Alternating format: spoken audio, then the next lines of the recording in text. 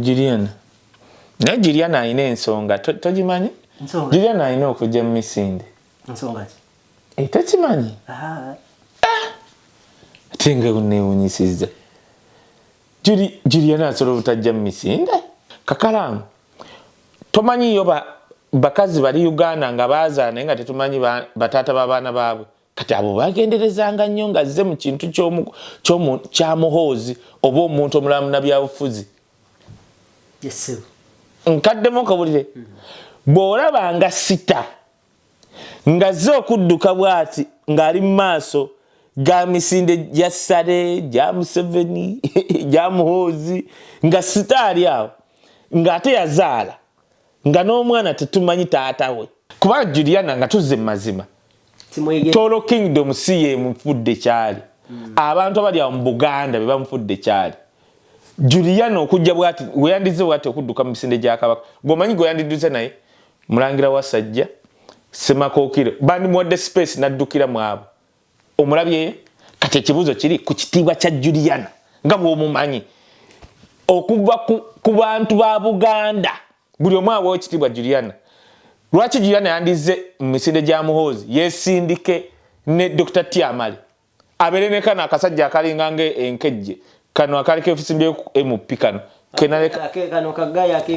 ake Kampala bakaitani Kasala Tolo buli wamu weekali no anti kati apa omanyi lwaki nagamba buli mubbi yenna kakala mbadde ngenda kuva kuba Juliana nzire kwabo buli muntu nkunyonyola emisinde buli muntu yenna omubbi wa Kampala ngabbira munyonyo ali mu Gorodi abba bizimbe bakuwa feke dola alina okujja ku misinde gya muhoozi. Bangambye Kakalamu angambye omucere golidde kololo bajjeno bonna gwa badata abakwatirira nga bajjeno bagwa mbagala kugwa. Calvin mweyagalidde Uganda Kakalamu angambye mbu Calvin kakati gwe Major General. Naye kintu ngame kisika tekitambula. Ne Calvin soko otunyonyere ku misinde Calvin simanyi na kumanya kyemuliko mwana soka kwavula ala ku myaka amekaaga nkaga wajitambulira ku nsala musindise ekintu kugatta obuwaya njagala kwasayira sigalega akatanda kwaje kaline chachi wantu kutwala ewake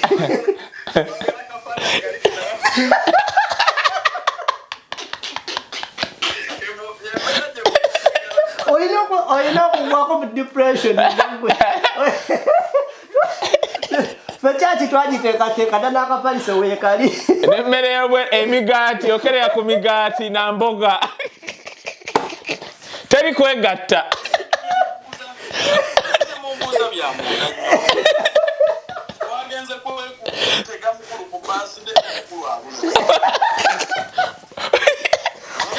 Battezo na pate bilita badeo. Na amma na atumazemu era ngambye banaye buli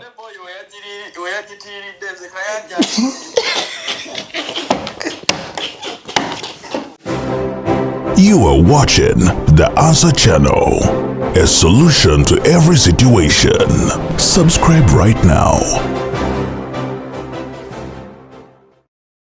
Oli muna Uganda wangalira mu diaspora, America, Canada, Australia, UK oba Germany ng'okola emirimu ebiri ku esatu wabula nga tofuna kadde kawummula oba kwebaka naye nga tokyasobeddwa lwaki ssente z'olina ku akawunti yo tezeeyongerako toli wekka bangi kuffe twaveeka n'ebirooto eby'amaanyi wabula oluvannyuma ne twesanga nga tukolerera kusasula bills zokka tusuba okubeerako ne famire zaffe era nga tuwulira tetulina kye tuyinza kukola kukyusa mbeera eno wabula singa nkugamba nti waliwo enkola esinga eya franchise digital business ebaddewo okumala emyaka 5 mugumu mu nsi yonna esobola okuyamba okukolera ewantu wonna kasita obeera ne laptop oba essimu ssaako ne wifi nga okola n'omulimu gwo ate ekirungi nga teweetaaga bukugu bwonna bwa tekinologiya ng'ezimbiddwa okuyamba abajja ku kyeyonga ffe okwekolera ensimbi esasula obudde bwo wamu n'ebyo by'osubwa Diaspora tukutendeka ne tukuwabula ne ku buli mutendera ng'oyambibwako abantu ab'enjawulo abategeera gy'ova. Tetusuubiza mpewo wabula yeno sisitimu gy'osobola okutandika okuyiga leero. Bw'oba okoye okukola essaawa ennyingi nga teri kuwummula nga te tolina kyolaga kizivaamu, nyiga mu linki eyo wansi okumanya ebisingawo okuba ku ssimu ya Gerard Seguya oba gwe mumanyi nga Kakalamu The Answer ku +1647 821 8189 oba kyalina omutimbagano www.g-viepena.com.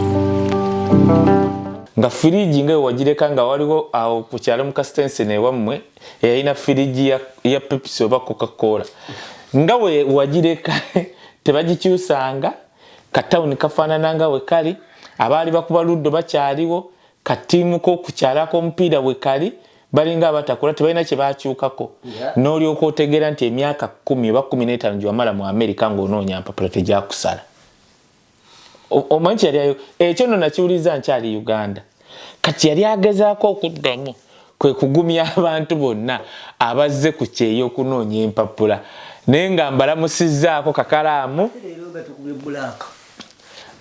mmanyi eyange eno eya old fashion eya black ate yo ate nga eyiyo kwe bandabira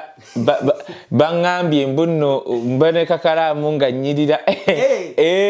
baŋŋamba nti nnyirira okufa obufi waliwo blue awo mu America nga wisdom nkulate Kakala you're looking so nice ne muga looking so nice nga tonnalaba ku ya wisdom ene yange yeetaaga nja kufuna egundi endowooza empya n'okusetinga but because ebyange genda eterera wabweru tugenda bana ekiri e Bulaaya akomawo mu summer buli waladdanga mu winter nga tuyingira no problem so ekiri e Bulaaya anytime kasita weather na settlinga bulungi I mean ne clearing bulungi nnyo asobola otula mu garden zaffe nga tewali nene tusobola otulayo naye muganda nga akayo mu kasana kayitiridde ekiri e Bulaaya kijja kukomawo kati nga ku luno ate kiri Pro Max tugenda kiteekamu Pro Max kubanga kati ate bye tuyize bingi nnyo abantu baagala nnyo okwogerako ku bintu by'omukwano n'okwegatta gye tujja otandikira ate eyo okubannyonnyola kati tuddemu twandibalekedde abamu ababigize ne nedda omuntu naye si kugaziya tujja kuva eyo tugende mpola mpola bintu bingi bye tulina okwogera e Bulaaya. This time round tujja featuringayo ko kuba season eno ejja featuringamu ko ku bantu abamu be tunaaba tulowooza nti basobola okugattako omuntu tujja kusobola okuba nga tubaleeta then season eno eyinza obutabaamu bantu bali successful naye season eddako nga Mukama atwadde obulamu tujja tandika okuleeta abantu abali successful. Lwaki oba tuyinza okukikola nti this season ejaleetamu abantu bali successful tujja kukibala kubanga ndaba narrative ya buli omu abonaabona egenda esukka not in the side of defending ourselves but we shall bring some people abali betulabanga they have tried to do it.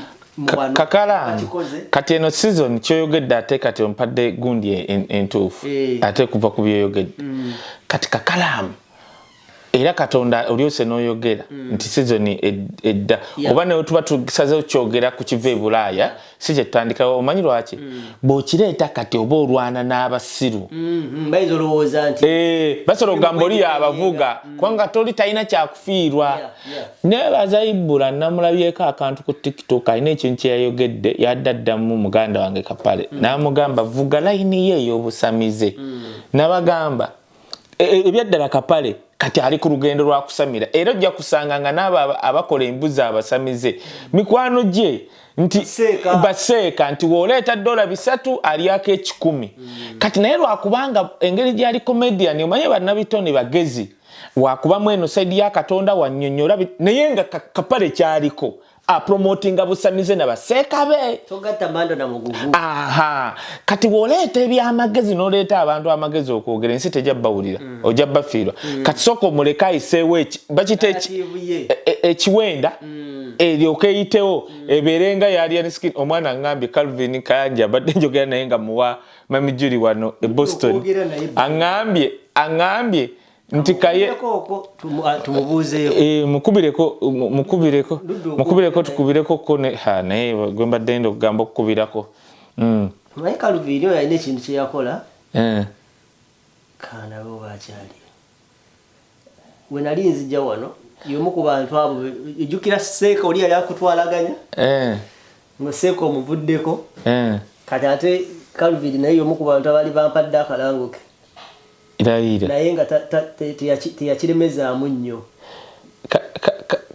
kyobola ne waba nvumye muleka Calvin waliwo nze nyina abantu awo ab'NRM bensobola okwogera nabo nga bategeera omanya nti nno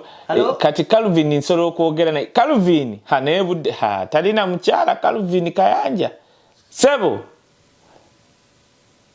Calvin naye no yeyiye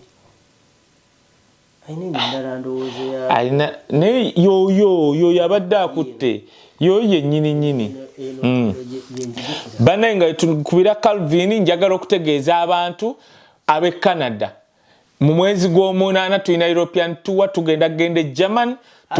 tugende mu Switzerland ne France Kayanja olina mukazi asena mukazi mwaba nenderi namba mbadde sindoza wajiwoli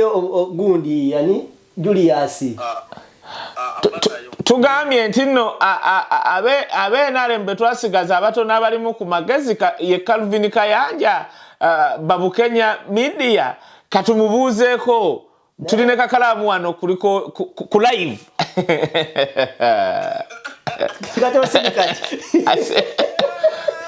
ati obude mukuse bangambye kakalamu angambye omukyere gw'olidde kololo bajjeno bonna gwa badde ate abakwatirira nga bajjeno bagwamu baagala kugwa naye Calvin mweyagalidde Uganda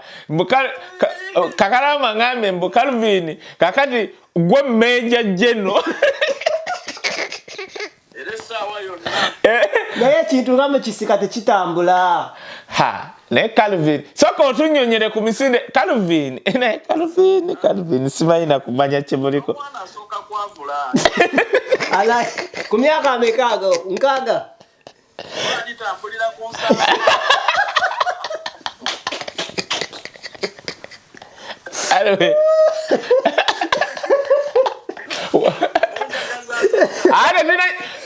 Calvin ate tina gye twagaza naye mwebale kwata kintu musindise ekintu kugatta obuwaya njagala kwasayira sigalega akatanda ko je kali ne chachi wantu kutwala ebake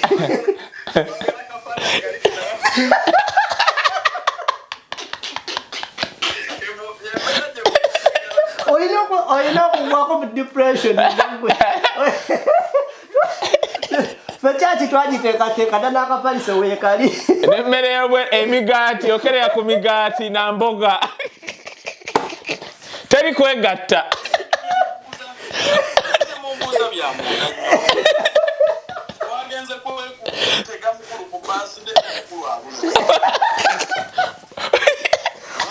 birthday zonna pate bbiri tabaddeewo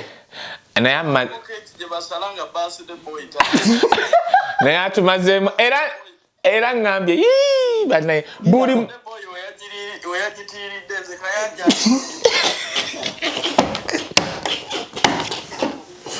ennyonyi tiketi tugenda kugulira ekuleeta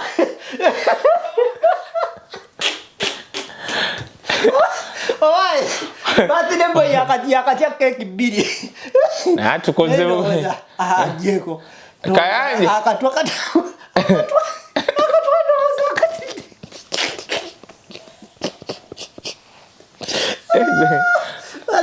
kaya tumure sasa na kwa jamu go sidika wala ndoza kanja keki ba ejinyimira Kayanja yegera mazime era singa isima abaddewo keki ajiridde Kayanja yegedde nga isima hane tugenze kwetega musajja tazze abazanya bakalya keki bbiri nga bagisajja taliyo kati abajirya bo bali naye gwe kuruna abadde tasobola kujja ng'alabye Trump badde bagezaako mu kuba masasi yayitaawo Asekete. Yayogedde ekintu ekituufu. Keeki 2. Tajja. Kati yena agamba nze ate waki. Muleke kyayogeddeko ekyo. Muganda wange omuleke. Waliwo ono ye already badde yaliwa.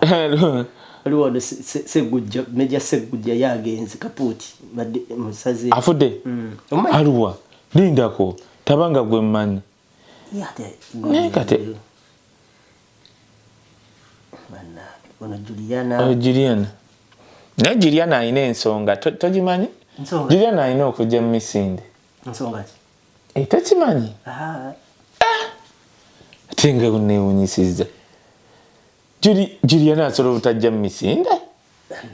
Juliana abadde ayina okujja mu misinde. Kati ebintu bibiri. Shiba. Era mbadde mbasaba abantu abamu bambi mu basaasire mu bintu ebi. Actually kansoke mpiseyo kana akalango ntandike ku Shiba. Banaye njagala okwebaza Fatia Rashes bobo yagala okugejja ng'oyagala kugejja kabina ng'ogejja ebitegereka proportion si bino byagejja nti ogezeeko no ng'oyagala kukola figure tulina amajani agosobola okukozesa ne gakola figure oyagala kusikako kabina oba hips ng'oli muwala tudelivaringa mu nsi yonna ate gwayagala okusliminga okusala olubuto oli musajja oli mukazi oyagala kujjako olubuto oyagala kukola Fatia Lujja products zikutuukako zitya enamba ngenda gikusomera oba oli mu America oba oli Europe oba oli byonna byenkugaye bikutuukako genda ku Facebook page ya Fatia Lujja teka muti Fatia Lujja ojja kulaba products ezo genda ku TikTok teka muti Fatia Lujja ojja mulaba oba enamba eno 0752 562994 0752 56 29 94 bwebeekulemye ojja kunkubirako nga products zo zikutuukako abantu be Canada omwezi gw'omunana tugenda kuba Europe taata nno njagala nnyo okanda Europe tugendeko tulabe ne KMC Rich siriyo sinayo Richinka kwata wana ninayo Sarah Henza my big njagala ntujjaawo mu sama tukutuliza mu kamera bwetu Sarah banaye wakula bulungi tokyuka bwoti nga tukutuliza mu kamera okyuka bwoti nga tukutuliza mu kamera my big sister beautiful sister yes ekisiga kiri bwe kitya maaso gali bwegati tagatekanga tagenangako mu byuma ye Sarah Henza mu gw'omunaana tujja mu Europe abantu abali e Canada eno trip yammwe ku $32,000 tugenda kutwala e Germany tukutwale Switzerland tukutwale e France oyiteko ne Netherland ku $32,000 kwe kuli ticket kwe kuli air ticket kwe kuli accommodation mwezensi kwe kuli ground transportation okutambuza mu nsi ezo kwe kuli medical insurance tofaayo ku bya visa gwe sirika busirisi tugenda kutuusa mu nsi ezo weerire ssente zo mwe bannayuganda bali e Canada kambabuli naddala benda babagende Mexico nsi emu zino ensi ogenda mu nsi ssatu ate kasita oyingira osaana otugamba nti wisdom tugenda kukola bwe tuti nze muntuuse Germany neetambulira ebyange kuba wali olinyawo train awo tutuula ku mmeeza ne tugamba okay tusazeeko accommodation mwa zino ensi tambula bibyo tujja kikola so nkoonako ku ssimu yange mwabali wano e Canada mugimanyi essimu yange gwe nkoonako bukanyi ku 647-821-6692 European tour mu gw'omunaana ng'ani ne muganda wange Destiny mbadde kakati tuli baganda bange bali mu North America bali mu Europe bageza kubatenga contacting about the business eno gyembagamba ya digital franchise owner business egezako kubatenga kuyambako okufuna option naddala gwali wakati mu kulookinga option ng'owulira olina kyokola either ogenda ku mulimu ng'omubiri gukooye ulira onoonya option njoso okwate nga wetandikirawo naye nga tonnaba kusuulawo kino ng'okinoonya mu bwongo nga tekitegeera eno digital franchise business can be an option for you gitandike kati tugizimbe mpolampola wena full support y'abamenta ne bakocha ab'enjawulo ase okwate nga bakuyambako okubate nga ofuna supplement income mu ekyo kyogezako okubate nga okola njagala nnyo okwebaza baganda bange batambudde nange naddala bannayuganda abamu kwabo banyina tutambula nabo bakkiriza ne tubeera part of the business and this man kama wange na kwenye milestone nina milestone natuuseko and nabadde nyamba Matovu Junior ega nti obo tunulidde abantu kanti kankulage wano obo tunulidde gana amanya gano gonna so far olaba kwirya eri omuntu ava mu East Africa ndaba gwe wanoka right naye wano sandi kituuseeko singa tetuli mu part of the community tetuli ne bannayuganda ba accepting the way I am bagezako kubatenga tutambula fenna mu jane eno era tugenda tambula fenna obutasalawo ko yadde n'olunaku lumu kijakera ku makya kikendere so genda ku website www.g-vpn.com bogendako bajja kwanokingira free webinar training pomala okulaba jalaba jane z'abantu ab'enjawulo olaba nga kimaking sense then tujja kwa osobola kwatenga whatsapping ngamba what next it's $149 $149 that's a refundable fee singa otukayo nolabanga it's not something for you that's a good disease sente naye obanga olaba is something for you then tuba tugenda kwogera ku next part era partner tujja kwatera tugitambula fena ngoina opportunity ne room yokubuuza ebibuuzo bina byagala okwate ngobuuza before nga tunabakola decision yesembayo so there is no way you're kera ku macha kerenga sente bazijeko batomera bakibazijeko kere ku macha ngoluze something chota tegera that is it www.g-vpn.com ogendayo ja kuntukira bokubire ku simu yange tujja kwatogerezegana ekitabo ekikyoyogedde kubanga abantu abamu VPN na spelling esolo mulema na artist ndowoozo jatuka ngero tusomere ne ku simu kubanga muna Uganda olugamba ati kuliko squeeze back good squeeze back okay that's okay ne website ya wansi no problem okay ekyo bannange mwebali eddala tetusobola gamba nti fena tusolobera ku page of course wabera criticism ezenjawulo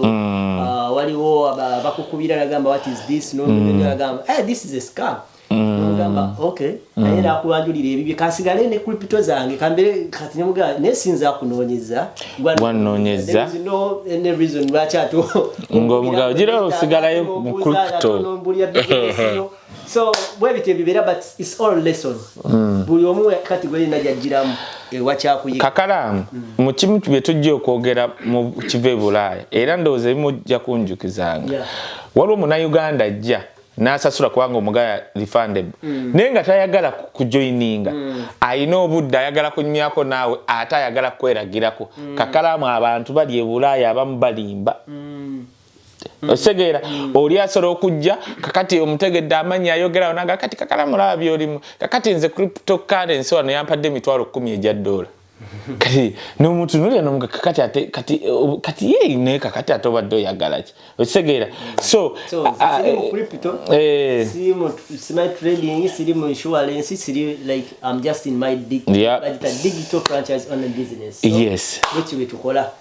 anyway emisinde gya muhozi awo tugendo tandikira ku Kaluvini aseseza nnyo olwaliro badde nalo manyi kibuka kino kyansesanga nnyo bwe kinkwasa obusungu oluusi bwe ndaba video zaakyo nga kyogera ebita emirundi mingi mpulira Kaluvini nawe tubeera ku simu nangamba naye awo obutuufu kyoyogedde kituufu kanzi kakanena omusajja ovuma bwali I know. Musajja neno fina. Tafuba musajja atuli wala. Anti kakati naterera. Mandi awo. Nateka yo. Ko page ngero olabe etuuse. Anti kakati. Musajja wabwe.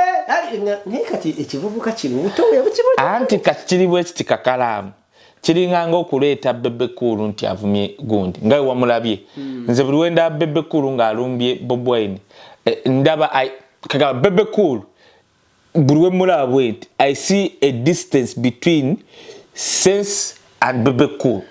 Osegedde buli wayogera bwati ku Bob Wine. I just see that distance. Osegera kakati namumanyira naye kati kyoyina okumanya lumu nali njogera ne Bebe Cool nanga kakati gwe kaye uliriza mpuliriza nze nnyina ensonga lwange lwaki nnumba musajja woyo bino byolaba Bebe Cool bamuwa contract z'enguudo n'amayinja tayita mu eri process ogirawe ya procurement tayitayo kati yo okusigaza ezo kagama okusigaza chance nti tulinayo oluguudo lwe nakapiripiri Bebe Cool atuleetera amayinja ate jjukira ezo deal we zijja basobola n'omuga Bebe Cool buli trailer ogigamba sente meka nti $2 million namuga katuwandika wano nti milioni 6 ojja funa 3 zaffe kati ezo deal nusayininga 6 naye ng'otutte 3 kati Bebe Cool kubanga Bebe Cool yabeerako ko mu mbeera walayi ebyaddala nga yakwekoza bwekoza naye nga talina ng'abeera waabwe wali kiwaatule kati na sawa zino y'omu ku ba artist abagagga kati Bebe we yaŋŋamba ekintu nti gwe kaye gwe tomanyi ensonga yange natulanga omuntu omukonenga owaayi omusajja alina okulemezaamu kyobola kati Bebe Cool yajja ku TikTok yabadde adduka no nina akantu ke nataddeyo era bannanga abantu ba profit nalabye Jeno Kairi ani ono yakuba amasasi yali yakubye Catherine kusasira amasasi kasirye eggwanga anti eri Jeno yagamba bali bamubuuza ku Bebe Cool naga oyo Bebe Cool talina makulu abani abamwagala ne mugamba dduka olaba anafuna n'omuntu ate waabwe yandifunye yabadde ntinda we yandifunye n'abamugoberera kasi mu bikomere ebyekiwaatule yine banna ye wali ettaka bwe lito tewalabye ne wali abasika chapati ntinda teyagenze eri mu bikomere ekiwaatule n'eri munda enguudo za chorus Bebe Cool olaba erijjo baweta za chorus yavuddeyo teryaganye naye tugamba amasanyalaze agasika abantu obwagazi kati Bebe Cool ku sente zayina yandibadde ayina kubanga yawula sente z'okubye ne favor kakalamu omuntu asobola okubeera nga ali awo talina sente zoyina ng'ate simwavu naye ng'alina favor nga yeyagala n'okusinga gwe Bebe Cool yandibadde ava kati kakalamu kati kankubuli omanyi nti Chameleone asobola okudduka awo bw'ati nafuno kale obwana mu myaka 14 obumugoberera naye kati gomanyi Bebe Cool teyafunyeyo wadde kana ka myaka 5 kamugoberera kwaka obwana bwandika Bebe Cool n'akakoko teke obukoko bwabadde buli bwe buti mu kubojja tewali kakoko kavuddeyo okugoberera Bebe Cool osegedde naye nkugamba nti kiri kye yaŋŋamba Bebe ayina ensonga w'omulaba alemezaamu bizinensi okawulira osegera kati n'omusonyi omu n'ogamba Bebe wange ono engeri gyali ssale mwana wa Nambi n'ekintu kamuleka ali oba alumbye ku TikTok era banaye Bebe Cool we mulaba ngaze ku TikTok avuma Bobby mumuleke musajja wattu ali ku mulimu kati tuzze ku kyagundi kakalamu tomanyi yo bakazi bali Uganda nga baazaana nga tetumanyi bataata b'abaana baabwe kati abo bagenderezanga nnyo nga zze mu kintu kyamuhoozi oba omuntu omulamu na byabufuzi nkaddemu okabulire bw'olabanga sita nga zze okudduka bw'ati ng'ali mu maaso ga misinde gya Sale gya Museveni gya Muhoozi nga sita ali awo ng'ate yazaala nga n'omwana tetumanyi taata we kubanga omwana wa Shiba tumanyi osegedde naye naye lwali lutalo yali yaganye munnange nno kati wapalidda nakazi bwe tetumumanyi owa Juliana ne Juliana bangamba oli omusajja bamuyita gundi yali omusajja linya liso vaako by'omusajja tali nayo gayi yafirwa ne maama we juzi Juliana omusajja linya lisokebwako ero yani oli eyamuzaalamu omwana yagira ali Amos kati kankubulire ani gwogamba tuli kwani olese Juliana ku respect ye gyakoze n'ekitiibwa kye kyakoze n'obwa princess bwe olowooza Juliana ekintu kyazimbidde ebbanga kyekyandirese Juliana mu misinde egyo Irene Nambiru taliyo kati kankubulire kakala Irene Nambiru gyali ye yandize n'adduka ne Juliana gomanye emyaka gyazimbidde ekintu ekyo Juliana ayingira bw'ati buli muntu buli munasirika bw'ati n'ekitiibwa kati kyekimu bonganayo mwali aluyante oluyimba kyenkunyonyodde kati ne luno kati kitegeeza tubonga naawe ati ngamba abadde nabo newankubadde ne Bobby tamulinako buzibu sisuubira nti Juliana ayina obuzibu obuli serious oba obuli Juliana tayina buzibu na muntu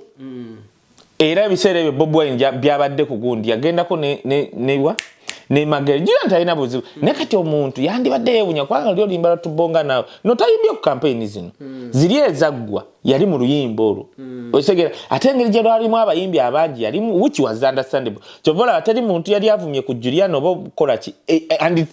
I see that next to impossible naye kati ekibuuzo kiri nti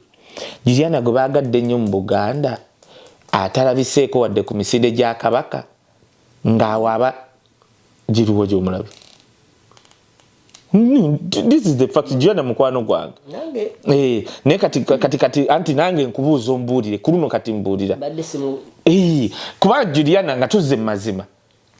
Tolo Kingdom siye mufudde kyali. Abantu abali mu Buganda be bamufudde kyali. Juliana okujja bwati weyandize bwati okudduka mu misinde gya Kabaka. Gomanyi goyandiduze naye mulangira wasajja Semakookiro. Bandi muwadde space naddukira mu abo. Omulabye kati ekibuuzo kiri ku kitiibwa kya Juliana nga bw'omumanyi okuva ku bantu ba Buganda buli omu abawo ekitiibwa Juliana. Lwaki Juliana yandize mu misinde gya Muhoozi yesindike ne Dr. Tiamale abere ne kana akasajja akalinga enkejje kano akali kefusimbye MP kano kenaleka kano kagaya ake Kampala bakaitani Kasala Tolo buli wamu weekali no anti kati apa omanyi lwaki nagamba buli mubbi yenna kakala mbadde ngenda kuva kuba Juliana nzire kwabo buli muntu nkunyonyola emisinde buli muntu yenna omubbi wa Kampala ngabbira munyonyo ali mu Gorodi abba bizimbe bakuwa fake dollar alina okujja ku misinde gya Muhoozi. Oyo musajja nabagamba nga ali mu campaign nenga abantu tebampulira nembagamba oyo musajja Sara Tolo diruze era nagaze kulanga ne Junior amugamba babbira munyonyo kati gwe alina okujja okwekalakasa okulaba nti ali ne Muhoozi. Bantu batono nnyo abasobola okujja ku Muhoozi nga kyebaze kiri genuine batayebwa bonna baagala Muhoozi balwanirira kusigaza bifo byabwe. Kati ngamba tayebwa zeebwa Anita Amongo n'alabika gomanyi pressure Anita Amongo gyaliko. Jukira Muhoozi yateekayo Dagundi Mao. N'amaana agamba Mao naye Mao mbadde nsaba wandivudde mu rese. Yafuga kati. Olina kitaawe agenda myaka 9 obadde ki? Uganda efugwa abantu bananze nabagamba. President wa Uganda yesale obadde ki? Kati nkubuulira President wa Uganda sale Museveni vice deputy president Muhoozi ne maama we. Nedda twakalo omu yekka yagambe kubanga yalonde. Abalala sibe bayino salirawe. Gwe emyaka gya Museveni gwe emyaka. Museveni nze ebbanga lyonna Museveni yafugidde. Simwanda mayinize konti abadde. Tewali aganye. Abadde musajja. Guliriza. Sayansa wa kakalamu. Ubuntu we wafuze abamu watu. Kakalamu. Abamu tuzukuse already abamu atukutte. Kakalamu. Museveni watufugidde emyaka egyasooka 2. One ngojjeko tufugira ku siyansa yaddira n'aleka abantu bonna ne bakola business abo abatunda lumonde bokola eki buli omu abamata abanyarwanda bali ekiboga nga tuve yekiboga amato gasanga olwamata bitya nga buli omu akola kyakola we twogera emyaka 2 omanyi bwakeera ne wajja omusajja n'aleta factory n'agaana abantu okuddamu okutunda abanyarwanda abaali batuvugiza amata kiboga bonna n'abagamba mugatunde wali nga yabawe bbeeyi. Ekyebeza tebakatunda matawe kibo. Boke kabaawo bagatunda mbubba. Oli yaleta factory n'agiteekawo. Nga abanyarwanda bonna bava ekibogeerwa amata simanyi bitya. Abatuguzanga amata akadomola lita 5. Oli yaleta factory n'abagamba yabawe bbeeyi. Twakagulanga oba 15,000 oba 2,000 kati yengo katwala ali ku factory ne bakuwa 3,000. Ate kyakukkiriza gatunda wali. Yes! Chabola be chiboga bayina kubba bubbi nina Rose n'akalwa abanyarwanda beyo beta mwadda government semba buli jukira kati ate abanyarwanda beyo they half Baganda bayira gweno bayira we kankubule ne kino Kakalamu omunyarwanda azaliddwa mu Buganda n'omunyankola azaliddwa mu Buganda n'akulira bayira we obwongo n'omubiri n'entegeera majority de Abaganda basigaze omanyi nti babanjawulo ku banyankola bakulidde mu Ankole omunyankola akulidde mu Buganda asobola okuba omuganda okusinga n'omuganda ali awo otegedde kyenkugamba kati bonna baba confiscating baba oli yaleeta factory n'abagamba mu bitunde wano kakati Kakalamu kiringa kati waliwo ebintu bino byogamba nti Uganda etambula anti twogera kuno nakuli gwe n'ongamba nti Buganda yesinga okulima emmwanyi ne kuddako Bugisu emmwanyi oli n'aleeta factory ne tugiwa ssente ne bagizimba entungamu ng'omuganda Katikkiro abalimi emmwanyi ayino zivugo zijja mu Buganda zitwala entungamu etava mu balima emmwanyi teri nayo ng'ongamba eri likyali ggwanga ati naye kyeneebuuza kyenkunyonyodde eryo eggwanga lijjudde babbi nti kakati gwe kyenkugamba nti omuntu gwe nandyagadde awaanita Amongo pressure yandibadde ono omukyala Pasis Namuganza naye taliiko masannyalaze kubanga amukuba left and right ate Pasis Namuganza aliko darling w'omukulu Chovola bamusensaging okumujja kuba minister n'agaanirako n'agasijja buvaako teri mu Uganda teri gwe baali bajja kuba minister n'abugaanirako ku entitlement gye tugoba era tugifundu Pasis kubanga ye amugamba direct okabuli akantu yagambye parliament eno okumanya ebadde enfu buli kakiiko buli parliamentary committee ebeera ne budget yaayo bamazeeko emyaka 5 nga buli parliamentary committee kati committee of education health bitya muwa ne budget ya muntu oba bilioni 3 oba mmeka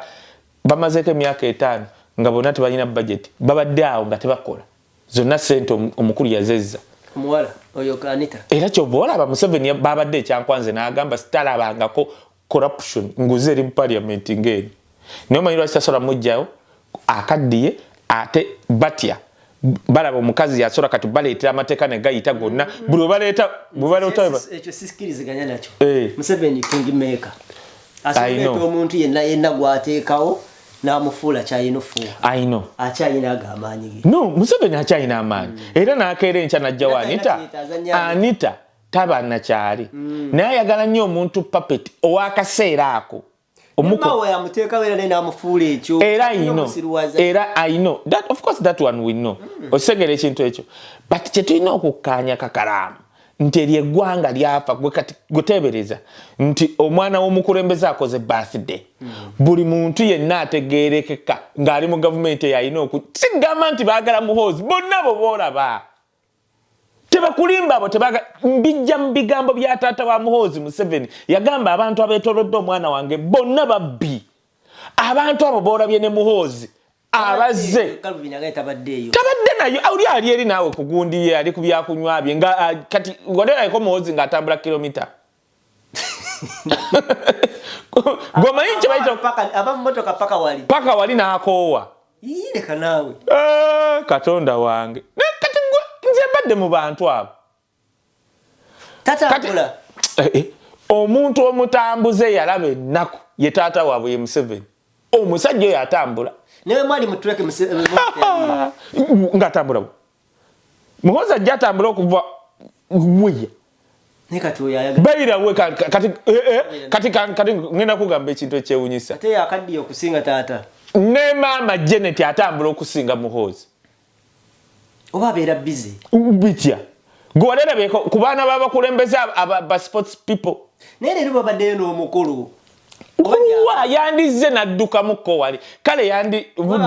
yandivudde ku nnyumba ya Sudiru anti babadde Kololo awo nanga waliwo amagye n'ava ku nnyumba ya Sudiru n'ayambukako ko wali ku nnyumba ya Manya Mushega ng'atambulawo nabwo manyi abantu wali bazimbye ebigere balina gundi hips biki tebwali fitness okimu birandala ku basirikale ba polisi bonna balushoke baali bonna badde beenaniso bawono omusajja wa wali kati ndeetera Bukoto yani oyo akulira ekyo ekitongole kiri awo Bukoto gundi afande Damuli abadde alina omanyi Damuli gundi Bdiru gyaliko tolabanga Akiba Kato yagamba bino bigambo mbikoti Akiba Kato yagamba tafande Damuli yabba Ddiru ye omanyi bilioni zalina ku gundi ku project ya gundi ghetto bonna abaana bonna abaasama bafifi Gaza balya skin omusajja yabagagala eyo it's a billion gundi dollar business eya ghetto initiative yalina bilioni ngaaga nga bamaze okukanga Museveni nti abaana ba ghetto bagenda kwegugunga bajje mu bibuga ate baana babbi ne bamusuula mu bilioni ngaaga namuteekako ne mmeja kuteesa gumanyi omusajja sente zaalina alina okujjaawo muhooza protecting asigalawo era kyova olaba Akiba Kato we babakozesa kyenkugambye ali eri akuba bunyonyi bebe yalina okuyamba Akiba Kato actually nalaba Akiba Kato ng'agenze wa bebe waatayamba Akiba Kato agenda kutugwako eddalo obulya kyenkugamba gwe kakati omusajja alina okujja n'omuntu omulala yayodde ebisiraani omumanyi gundi ndabya alien skin ng'ayimba ng'abantu bamutunulidde bati abantu nga bamutunulidde bati kati ekisa kyamugwako nabagamba ate oyo agenda kuwunya bubi kasi yatadde ebifaana ebitundu by'ekyama by'akakazike alien skin agenda kuwunya bubi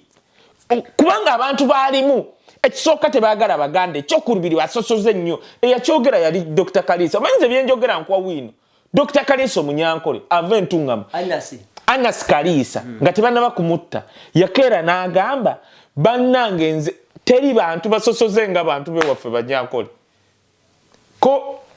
Kaziwe Bashir namuga oli serious nagaya abantu bokka mu Uganda abatali basosoze Baganda namugamba oli serious nagamba Abaganda tebasosola Abaganda singa bali basosola tetwandikulidde mu Buganda gokimanyi nti no right now wetwogerera abaana bali Abanyankole nyina n'omuvuuka gwe manya akera kukola video nga avuma Baganda owulire kyemugamba Dr. Kalisa kalina ku Facebook page yange nakateekayo yagamba tuve mu byo Abaganda balina kino bajeregerera but it's normal yagamba kati olaba Abaganda abo basorokera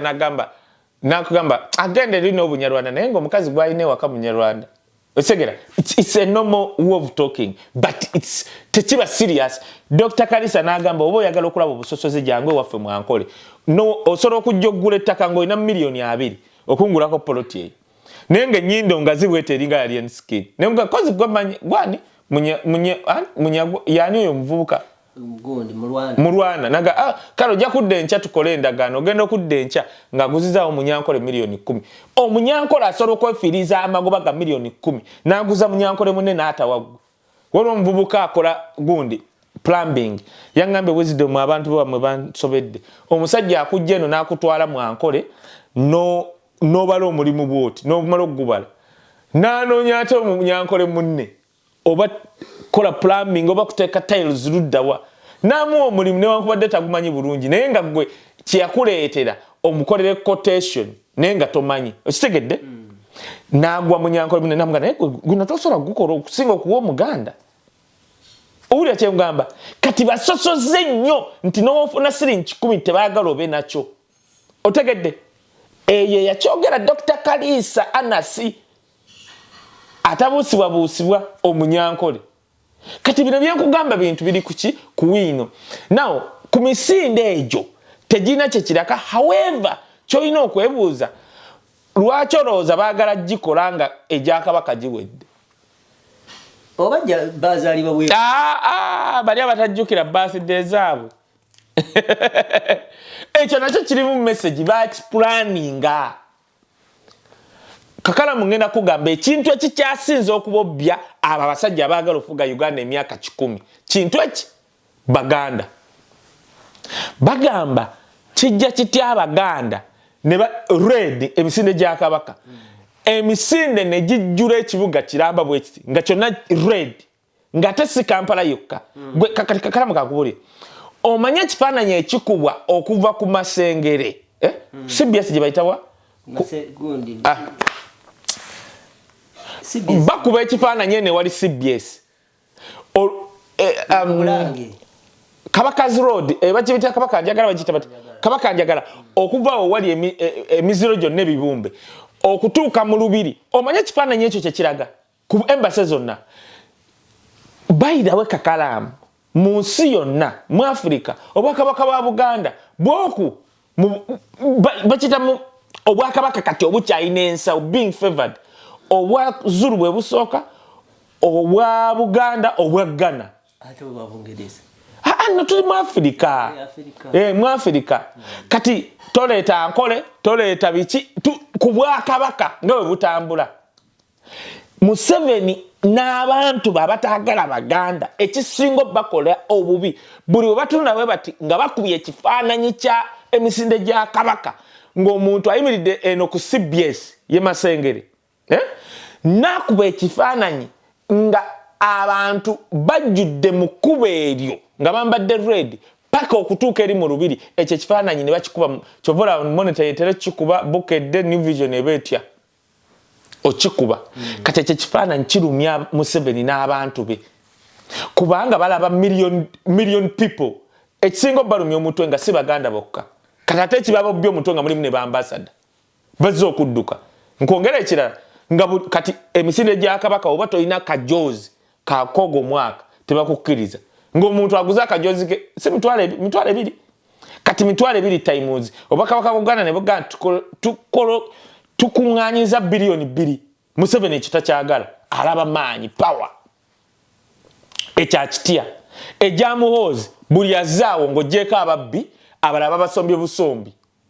kujja nga babaguze mujje kati ekyo kiba bobbi omuto baali balowooza nti bwe baddira emisinde gya kabaka nga gyakaggwa ne baleeta ejamuhoozi mbwe abantu bajja jijjumbira wa babasombye waliwo n'omusajja gwenda byalinga ttata abeera ekabaale munamawulire omumanyi oyo alinga ttata bannaye musajja wattu oyo bannange omusajja agira abeerayo kubanga omusajja oyo naafa kati oba bamwetikka batya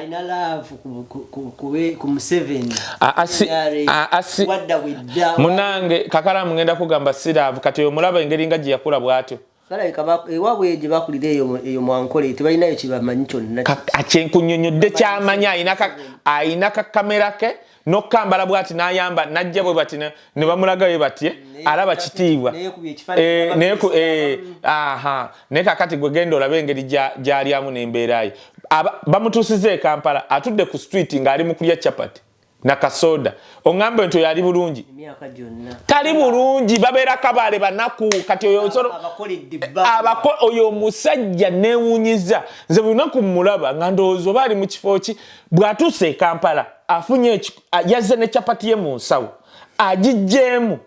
kati oli omuntu amukutteka vidiyo ng'atudde bw'ati ku street munene ejjukira bw'ati ng'ali mu kulya capati na kasoda ka Pepsi nze bunaku we nali mulaba nti nga mulabanga luguma yo biki eri ewaabwe e Kabaale kati oyo singa abadde mugagga yandibadde nga mu Kampala era oyo musajja asobola okubanga leero gwe gusoose okujja e Kampala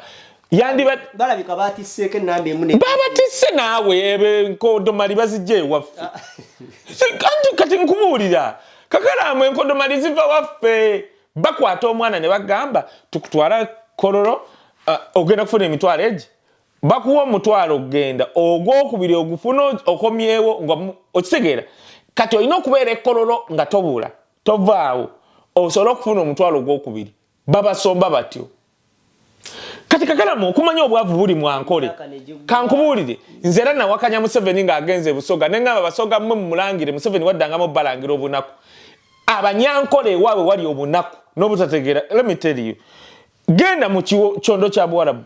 abawala be basinga okutunda mu kyondo ky'Abawarabu kampuni ezo ezaabwe Abaganda baabuuka bagenda ewaffe Isingiro ne bagenda e Kiruhura ne bagenda Entungamu ne bagenda ne bakuŋŋaanya abawala beeyo ne babayoola abalabika obulungi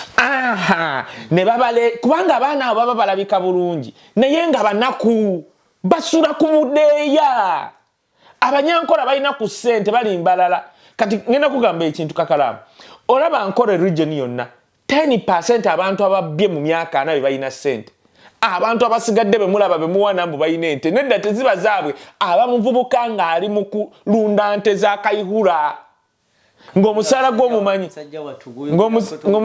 ng'omanyi kye bamusasula muzigo n'akadomola k'amata nga tebamuwa ssente ndabye Kayihura nga ne ente bwekola Kayihura agweri Ngamba atakola bakunyoma Lengwe yandalinga wabuli abana abayimbi abamawuli tewala Kayihura gasebo Kayihura okumanya tewala Kayihura nze mbabulide abantu babiri nze abasinze okunsanyira ennaku zino nalabye Frank tumwebaza ngalo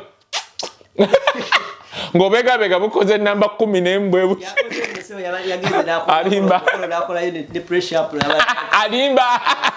alimba oyabadde amaze omumira empeke naola kakalamu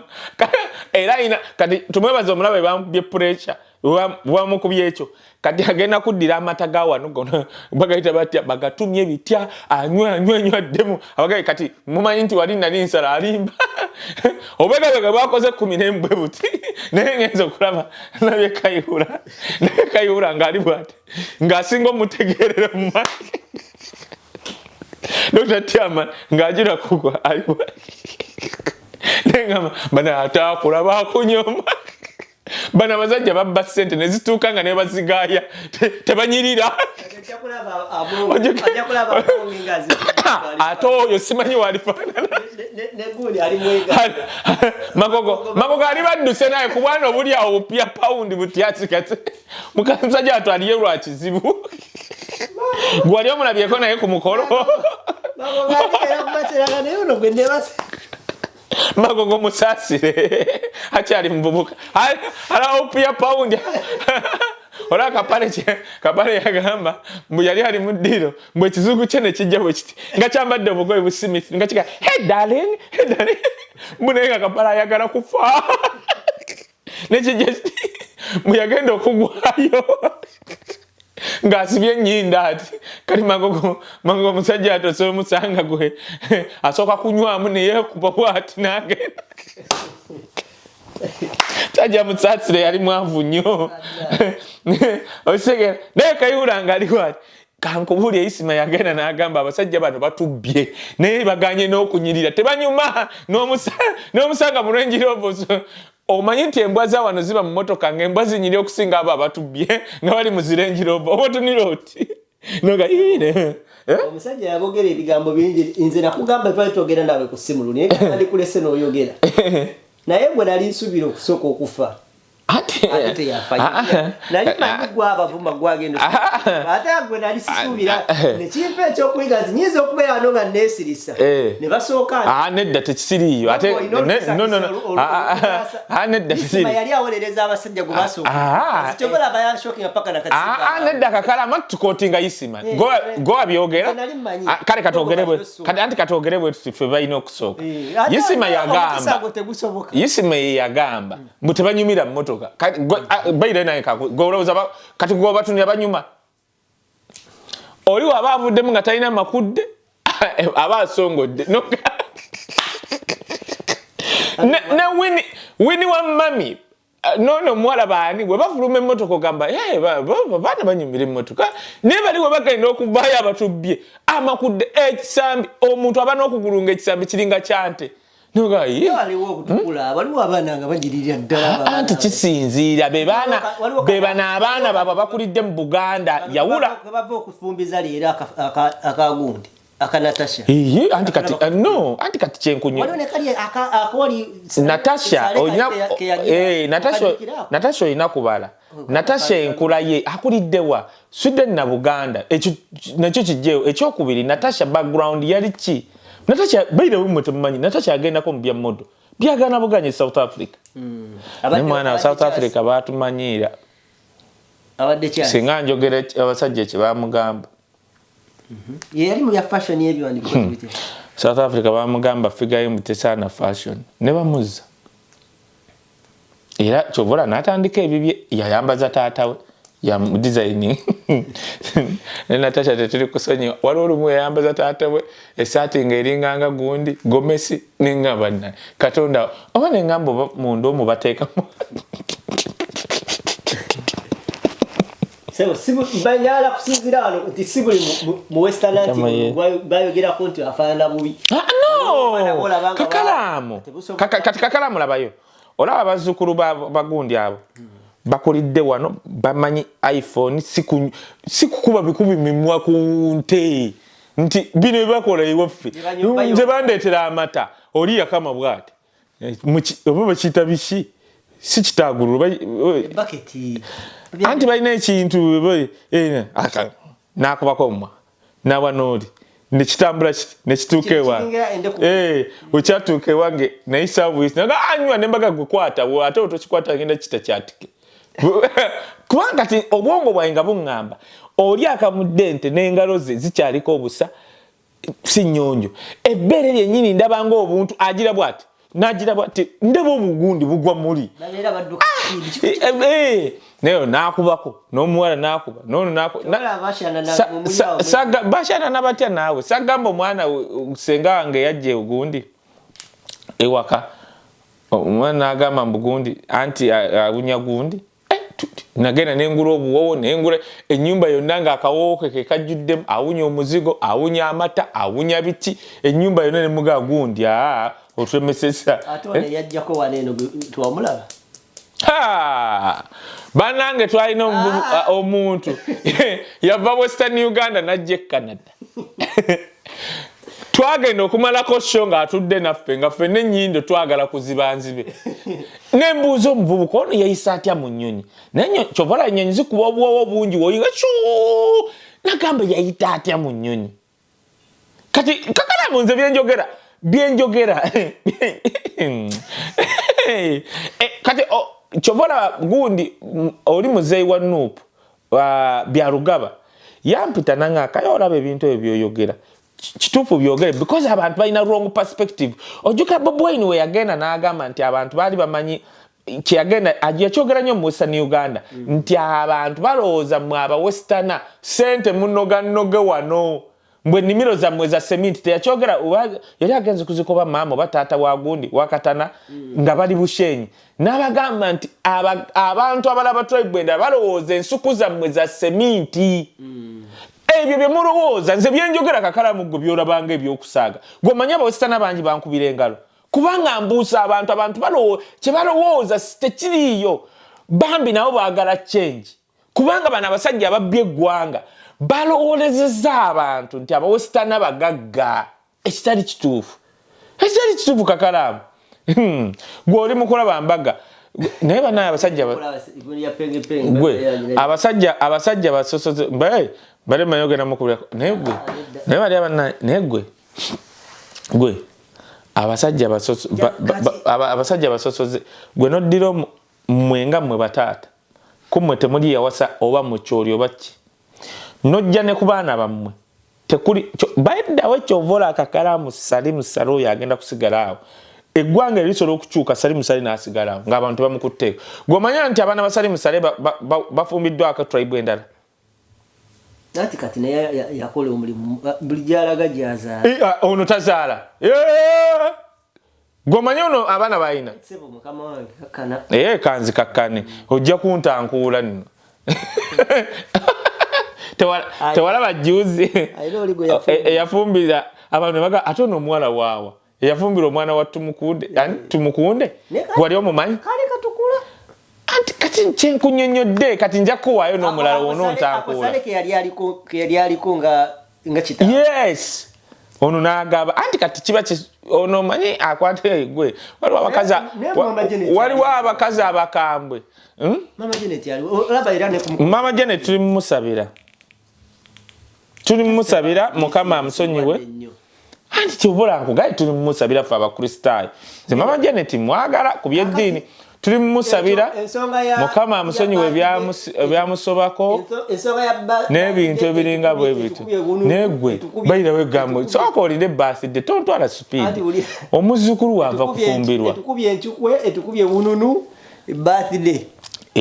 wabula tukubye wununu kubanga birthday gundi tagize tukubye enchukwe tukubye wununu eyasooka Anita yayogererako ebintu omukazi sajja teyali bana Anita yali yetegese nga amanyi omusajja agenda kubaayo n'ayogera n'afuuka wa red teyalabikako ne wane eno era talabise keeki zisaliddwa talabise ng'era Mama Janet watalabise nga muzzukulu we akola okuyingira okwanjula nakyo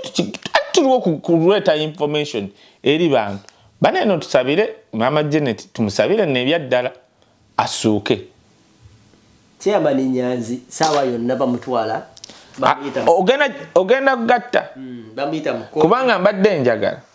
mbadde n'ekintu ssebo kyenjagala mukama wange nyina ekintu nyina information gwe nafunye nga njagala abantu baawe obagambe tutandikireko tugire bwe njatte Chairman Nyanzi ne ku kya MP waffe yafa n'ekintu yabo ekirala olaba otya awo essebo ebya Chairman Nyanzi n'ebitukubye enchukwe ebitukubye wununu biringa byokero omusango gwokero negwe okero yaleese obuzibu omanyi nti okero we bakomyewo abalamuzi basabye Sarah n'oburokole kulabye basabye simanyi balabye ka video yako enkuba yatwala bigundi n'abalamuzi badduka lwe bakomyewo bagobye emizimu we chase the demons with Mukama Yesu no omanyi lwaki amanya alina interest musango ogwo government etadde omusango ogwo Kakalamu ngenda kugamba government ya Museveni eyo giraba erina ebintu byekola nga bya kisiru naye ebimu nga babala they know what they are doing omusango gwo omusajja yasalawo gubeeraawo gugenda twala obudde gujja kubeeramu n'apiiru do you know why ayagala kulaga international community nti mu Uganda waliyo justice mulaba Bobi Wine byali eno era nze newuunya abantu abasiru Kakalamu kankubulire tosobola kugoba musajja afuze eggwanga myaka 4 nga American interest yes nga American interest eri mu Congo nga Trump bakamuwa Eastern Congo kati nga Trump agamba baani abasolo tuyamba okubba gold mu Eastern kubanga Shekedi ya signing n'agamba Eastern Congo njiwadde America nga olaba Zelensky Trump yagamba Zelensky signing nga ebyobugagga bya Ukraine obituwadde tukuwa obukuumi nasooka agana nagauke kati genda lwaki ekkube natuuke na signing ate nga yeetonze Shekedi yagenda mu Washington n'amugamba nkuuma mbere kuba president nze nkwadde Eastern Congo ngoberaamu abanyamurenge bannayuganda n'ebirala kati Trump n'agamba okay n'agamba Kagame fulumaawo Kagame na Rosa byakusaaga for the first time batadde bajjeno ba Rwanda bonna sanction bonna tekibangawo ate Trump achaje kuba Trump dira tobimunnyonnyola ayagala bugagga na America Museveni chance jaina yasobola okuddira amagye ga Uganda gagende gakumwa ne Congo kwa negafira tosobola kuddira amagye ga America gajjaawo galumwensiri Museveni chance yo jaina kati nga akyagirina alina okuprovinga America kubanga yafunye chance okuteekawo amagye mu Eastern Congo alina okuprovinga America nti Bobi Wine byali ewamu okwogera ku human violence simanya bitya human rights violation tebiriyo kwe kozesa guno musango atya yakitegeera nti ono muvubuka bakitegedde nti mutuuze wa America ebyaddala si byakwekweka alina passport ya America n'agudya n'agamba gubere mu lujjudde era Museveni ali so okay ogwo musango gugenda bakola appeal ayagala gubere bwe gutyo omanyi lwaki ayagala gubere bwe gutyo ayagala gutambule bwe gutyo Museveni ngeri akola ali mukola bill ezinyigiriza bana Uganda sovereignty bill trade order bill bamaze okuba ebintu by'Abaganda byonna bwe batubiki namane baga aka tujimirize otegedde ojuka kyanagamba nti no full figure biri ebisera byasibiramu bakaizi bamulese bamwadde bali bagayi baloyo mwe timwategera bali bava mu State House government Museveni abala yaleta ba full figure si yabawasasulanga balinga bibabasasula ng'ebyo ebyogera mu mawulire ng'eri balina bye bayisaawo ku mulundi guno ezo bill tayagala Museveni bazidiscussinge nga zikwata amawulire omusango guno gwokera yagala gubikke baleete bayiseewo eyo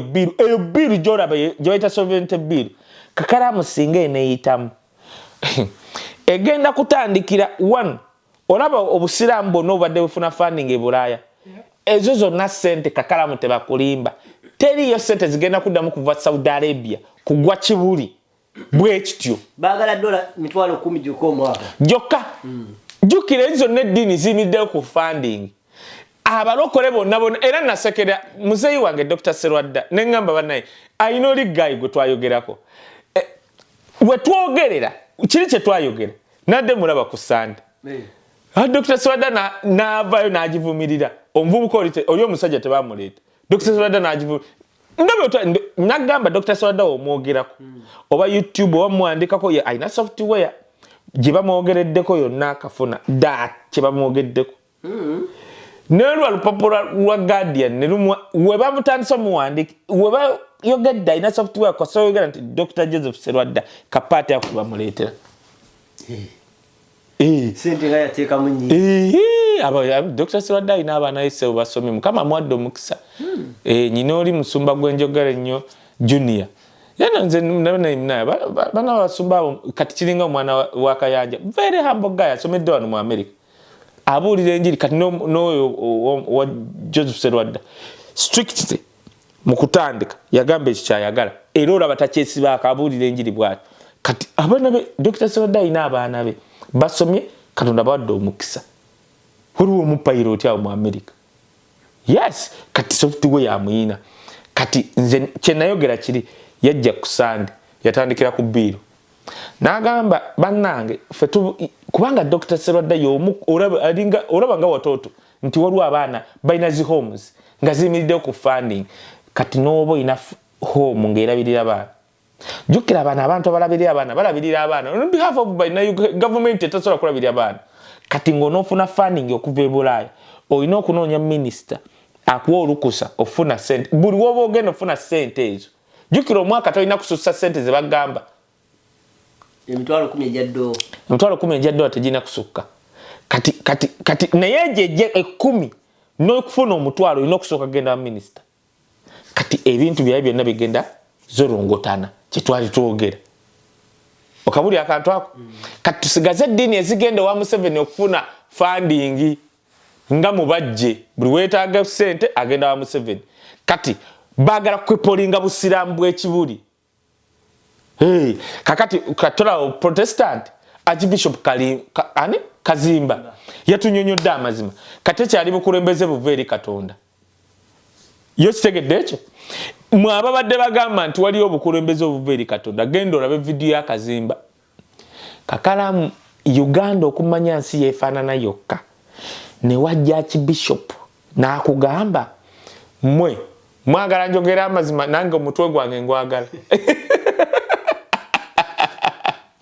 kakalamu singa mbadde Protestant mbadde nze kakalamu nze nali mbuvaamu sebo yero dini lyange linazalibwa ati kati kakalamu mmwe nze kakalamu Archbishop ankulembera okuntwala mu ggulu okunsabira ba Protestant tekiriyo nze nenfiira wano mama tata bonna nze nenfiira wano either omulambo gwange bagutwala Pastor Kanja ku Miracle Center oba ku Victory Church ewa Dr. Serwadda oba ewa Kayuwa Church of Uganda ilinako obuvunanyizibwa nze church y'abalokole ilinako obuvunanyizibwa ate church sizino ezabujinge ababeera mu church nga badduka emisinde gya muhoozi abo tebalina ggulu lye bagendamu naye emyaka gye mmaze nga sigenda mu Church of Uganda ate abalokole bimbaddemu akyenkunyonyodde gye tulabidde omukisa kati nze nga pastor yimirya bwati nga ngamba mwana wange akijja kwogera ebyo neetaaga omutwe kubanga wenjogera bwe bajja kugusalako kakalamu kakati nze nenaabenga nenga Bob Wine yali mutuufu okuvumirya bannaddiini nga bakulembeddwa Kazimba Mugalu tosobola kuba Archbishop at least oyo omusajja yandisirise omusajja kati kanisa Protestant yabukubye ku ttaka lwakubanga ezeddiini z'Oprotestant n'Obukatuliki nti branches z'amaanyi omanyi Namirembe yanjawulo ku Church of Uganda eno bakita ki Kings bikoze bitya eno anti ye bishop waayo Christ the King yaba bishop wa Christ the King aina abachi bishop wa Church of Uganda yonna osegedde oba otegedde Uganda headquarter liruda Church of Uganda o Protestant buine emirundi waliwo churches falling under Namirembe neberawo churches falling under Christ the King eri linanyira Bonita nenga ina Church of Uganda anti Obote yagamba nti Namirembe eri Baganda nakola kino ekyoluzungu chobola abera Archbishop wa Church of Uganda yaba bishop wa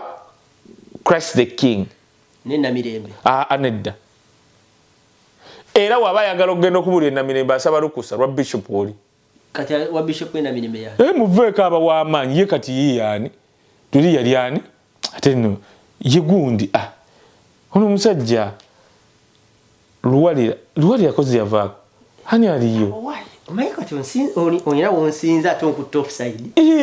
tufunza alidde mu bakristaayo kwaita bakristaayo naye ndowooza ate natukisaa nenvaayo ate kati nze nakulya mu ddiini kati nze nkuga na mugongo nze gola bulamu bwange bwonna nze nagenda naye era kati nagendayo first of all era nze nkubiriza omuntu okugendayo because ogendayo waliwo kye bayita omanya otuuka ewantu Kakalamu okukkiriza kone kuyimuka owulira whatever happen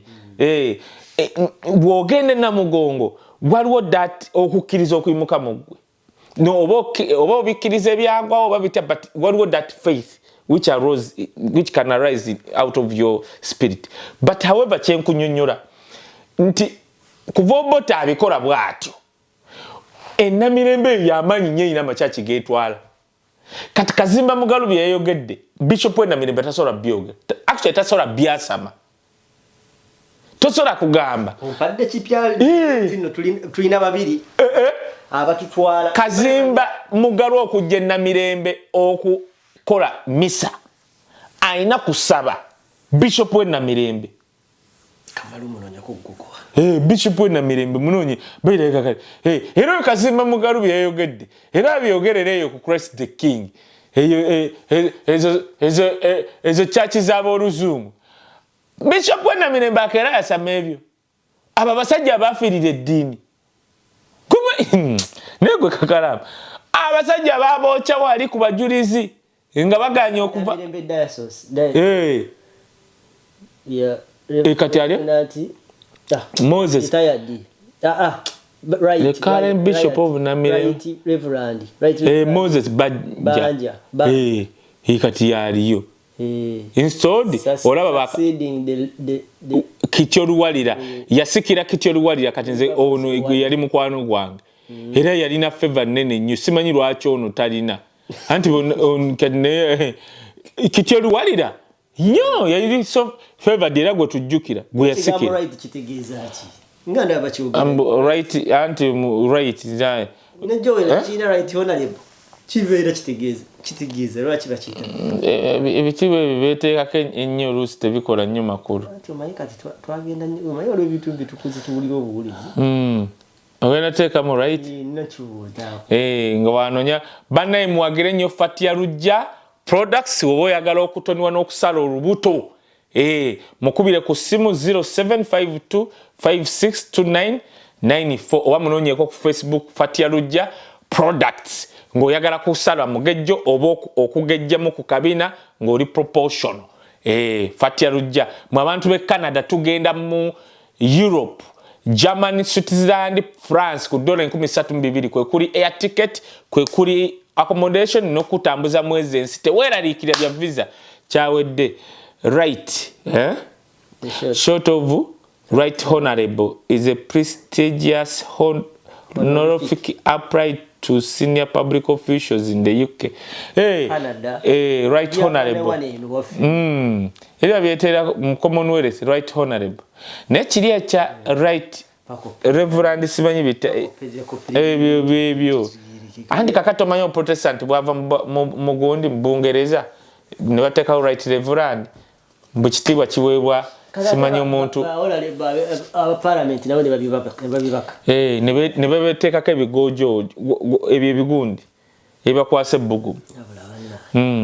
Nyanzi tuli ku bwana Nyanzi ekituufu obugambo bw'enkopi bwendi mu bwe bayita okutukuba enkyukwe ne wununu nga twebuuza kiki ekyo kireetera okutuuka kweyesa omusajja wa Katonda ng'alina okuyitibwa mu kkooti agasimbagane ne ba wayiswa mufumbire yakaziika mukyala we gwatagenda nayo Edimoto amazeeyo ebbanga baatuleewo Kivumbi n'abalala abantu bannya babaddeyo nga bwana Nyanzi yagenda balumiriza kiragikirwa yakwatibwa n'awambibwa naye nze okusinziira ku nzi lwaki nabiwulidde saanyize era ngenda kiddamu okusinziira ku interview ze mbadde zijja nkola ku bantu ab'enjawulo be bawamba ne bwembeera nze Kakalamu n'ongamba kayabeerawa ekiro ekyo kyennyini bagakamba twale okubuulira kubanga nina omuvubuka nakati ssaawa zino gwendowoozaako namusanga eyo buyukwe yali mu kisenyi awo ne bamutwala ne bamuwamba omuvubuka oyo bamusalako obusulu bakwata nze n'ensigo ne kana akasajja ne bakasala wakati namulabako nekola interview ne bamala bamutuuza nga mu butuufu ekyo ekintu kyo buli wenkitunnya bwenti nga nebani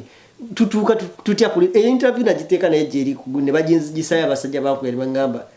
oyagala obulamu soko gye interview mu biseera bya campaign ya 2021 so nze obusango bw'abasajja omwana oli ku kyenalaba sisubira nti baba basala omusuwa gw'obusajja ne bagukutula ate ne bamutuuza mu mazzi mu baketi y'amazzi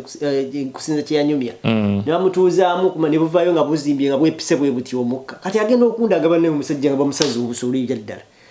omusajja nga anyumya siringa mpana abasajja kituufu gye bali mu nsi muno bati baliyo how can you do that muntu munno so bwana Nyanzi emigo gye bamuwulula eba bamuwulula nga bamututte tomunenya kugira nti bane mulindeeko nzijukira gundi yaliko ne gundi yaliko nti osolo biwanike bali ntize mu mpempandiike nakwata katinga gwajjukira kwa wandika kayewuzidde omubuujo wayiswa nenga ne wayiswa omusajja watu yaliyo ngato mwongedde ono watu mwongedde ne wayiswa yaliyo togamba onatuvumavuma nga bamulaga ekifane ono nayogera nti yaliyo nenga muwandikako so toyinza obutamunenya kukyaliwo naye yagambye kusinza yavudde yagambye nti bannange nti sina gwe nawaayo era temunsubira genda mu kooti kulubiriza singa Nyanzi agaana yo ne bamuwaliriza lwampaka ne bamugamba nti Nyanzi n'agaanira ddala gavumenti egenda kulwisayo omusango gw'abana abantu nga baga nti bakyanoonya y'omulala ntubeera mu yodoyidoyi emyaka emirala ne gikwata paka abaana ne bamalayo emyaka 5 ku musango kati kakalaamu kankubuulire nagambye nze buli wemba njogera ebigambo oba okugenda n'alumiriza kisinga gwe ngenda nenjogera ebigambo naye nkootinga nnyo abantu abayogera President Museveni mugezi watima butima Ssemujjunganda yakyogera era Ssemujjunganda agamba wabula mutabani we byombi tabiina si mugezi ate watima naye Museveni mugezi watima osobola okugamba omuntu nga kyetwogedde nti ebiseera bye baasibiramu bannamawulire full figure ng'agira n'ogamba nti gavumenti yali epanze ekyo ekiseera kibeerebwa ekityo olinaga ne bano beeyogeza kati kangambe ku pressure yaliwo n'ebya covid nabikoze bitatwala tugende the government wanted that show olaba balooya abajja okwolereza nga full figure basibe ba case bava mu state house nze kennyini nagenda nenkubira era keza akimanyi ne mako nembakubira nga njagala Suuna omulangira Suuna basinkane ku Serena Suuna navuga emmotoka abaali mu kkubo ne bankuba ne bagala tebagenda kujja nga mmaze okufuna information nti ekigenda kyabali n'oli abamuliko nga osobola okugamba why kati Museveni mugezi bw'aba ayagala omwezi gumu Uganda ebeere ku kintu akivuga ye nga alina kyakivinga kyotolitegeera ekisooka Nyanzi yagala n'ayogera ng'ali kusanyuka ne bamubuuza wawaayo abantu n'agamba why not kyeyogera mu luzungu lwakubanga teyakinnyonnyola bulungi nga Nyanzi is not a good speaker by the way nti basobola okubuuza ekibuuzo kati Nyanzi talinga wayiswa oba Ssennyonyi nti olina okumanya ono lwaki akubuuza kino nekyagendako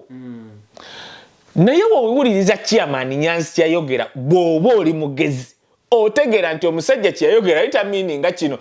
bana omusajja yagamba lwaki nga sibawaayo yagamba bana bw'omuwuliriza interview ng'ewedde yagamba nuupu buli kintu kye tukikola mu musana